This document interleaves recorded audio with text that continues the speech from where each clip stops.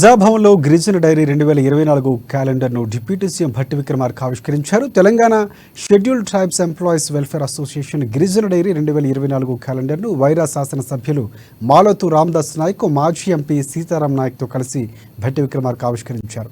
విద్యుత్ శాఖలో SC ST ఉద్యోగులు ఎదుర్కొంటున్న అనేక సమస్యలను యూనిట్ రాష్ట్ర నేతలు ఈ సందర్భంగా భట్టికి వివరించారు. విద్యుత్ ఉద్యోగుల ప్రమోషన్లో ఎస్సీ ఎస్టీ రిజర్వేషన్లు పారదర్శకంగా అమలు చేయాలని కోరారు.